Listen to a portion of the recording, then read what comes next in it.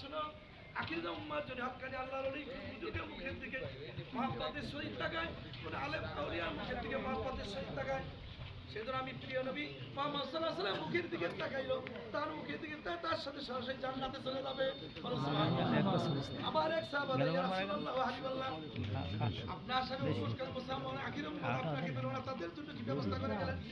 ও আমার সাহাবারা শোনো, আখির উম্মাত যখন আল্লাহর ওলি হুজুরের সাথে মুসলমান মুনাকাত করে, একসাথে উঠবস করে, একসাথে খানা খায়, সেটা আমি মুহাম্মদ সাল্লাল্লাহু আলাইহি ওয়াসাল্লাম উঠবস করলো, মুসলমান মুনাকাত করলো, আমার সাথে সরাসরি জান্নাতে চলে যাবে।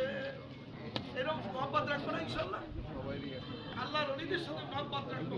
আল্লাহ রাসূল বলে যে ভালোবাসা রাখবে উলামা আসহাবের সাথে, আলেমের সাথে, মুফতি মৌলবীর সাথে, শিক্ষক মহাদের সাথে, পিতামাতার সাথে আপনাদের হক আদায় করবে, কিয়ামতের দিন মুসিবতের দিন আরশের নিচে ছায়া পাবে।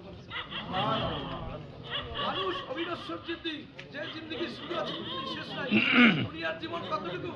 মহাসাগরে যদি একটা স্বর্ণমুখী শুয়ে রাখে, শুয়ের মাথায় এক বিন্দু পানি দিয়ে আখিরাতের জীবনে শুরু আছে শেষ নাই। অবিনশ্বর জিন্দেগি।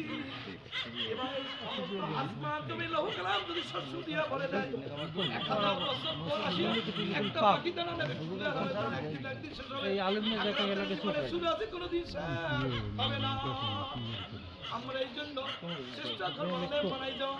এক ব্যক্তি জিজ্ঞেস করলো, আমি কেমন দাবি হলাম? বলে তুমি যে একটা সন্তান রেখে আসলো, সে কোরআন শিখছে, হাফেজে কোরআন হয়েছে, আলেম হয়েছে, সে আমল করেছে, হজ করছে, উমরা করছে, মসজিদ মাদ্রাসা করছে, ওই আমল তোমার আমলে বিষয় দিতে তোমার আমি জান্নাত দিয়ে দিলাম। এই জন্য আমরা আমল করবো না, কিছু আগে কিছু কাজ রেখে যাবো যেগুলো বান্দার উপকারী।